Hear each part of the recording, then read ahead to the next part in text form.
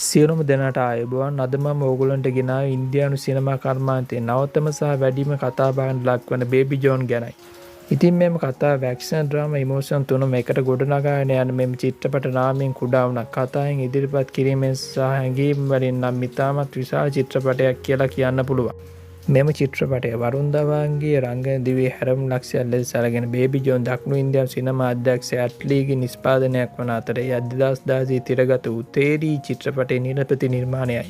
මෙම චිත්‍රපටය හොඳ ක්‍රියාදාම චිත්‍රපටයක් පමණක් නොව පියෙකුගේ සහ දියණියකගේ අතර ඇති බැඳීම් සහ දූෂිත සමාජ ක්‍රමයක් එරෙහිව නැගී සිටින මිනිසෙකුගේ කතාවයි. ඉතින් දැන් අපි මේ කතාවේ ආරම්භය මොන වගේද දැයි කියලා බලමු.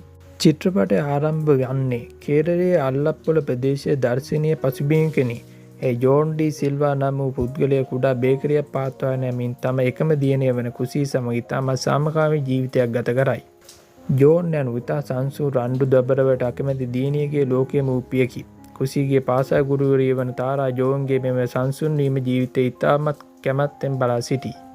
නමුත් මේ සාමකාමී බව පිටිපස භයානක අතීතයක් සැඟවී ඇති බව ප්‍රේක්ෂකයාට ඉඟිකරේ. එක්තරා අවස්ථාවක මිනිස් ජාවාංකරුවන් පිරිසක් සමග ඇතිවන ගැටුමකදී තම දියණිය බේරා ගැනීම සඳහා ජෝන්ට තමාගේ සැඟවුණු සටන්කාමී ස්වරූපය එළියට ගැනීමට සිදුවේ. ජෝන්ගේ මේ මුර්ග ස්වරූපය දකින තාරා පුදුමයට පත්වන අතර එහිදී ඔහු සැබවින්ම කවුද යන්න හෙළිදරව් වේ.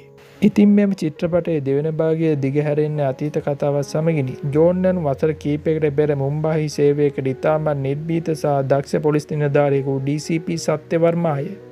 ඔහු අපරාධකරුවන්ට භීෂණයක් වූ අතර හොඳ අයට හොඳින් නරක අයට නරකින් යන ප්‍රතිපත්ති මත ක්‍රියා කළේය.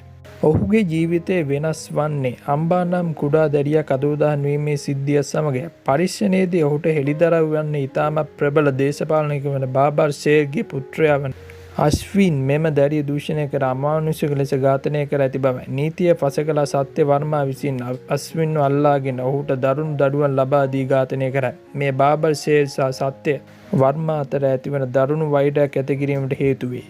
ඉතින් සත්‍යවර්මාගේ ජීවිතයේ සුන්දරම කාලය ගෙවෙන්නේ වෛද්‍යවරයෙක් වන මීරා සමග ඇතිවන ආදර කතාවත් සමගයි.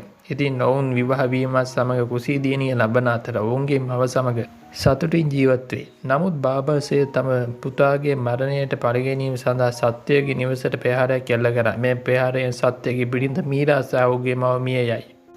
මිය යන්නට පෙර මීරා සත්‍යයෙන් පොරොන්දුවක් ලබා ගනී. ඒ තම දියණිය ප්‍රචණ්ඩත්වයෙන් තොරව ආරක්ෂිතව ඇති දැඩි කරන ලෙසයි. එම පොරොන්දුව නිසා සත්‍යය තමා මියගිය ලොවට අංගවා තම නම ජෝන් ලෙස වෙනස් කරගනී. ඊට පසු ඔහු කේරළයට පලා යයි.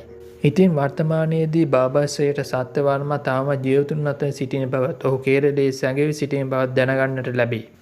ඔහු තම දරුණු සහචරයින් යොදවා නැවත කුසී දියණිය පැහැරගෙන යාමට උත්සාහ කරයි. මෙම සත්‍යවර්මා තවදුරටත් නිහඬව නොසිටී. ඔහු තම දියණියගේ ආරක්ෂාව වෙනුවෙන් තම බිරිඳගේ මරණයට සාධාරණයක් ඉටු කිරීම වෙනුවෙන් නැවත බේබි ජෝන් ලෙස අවදි වේ.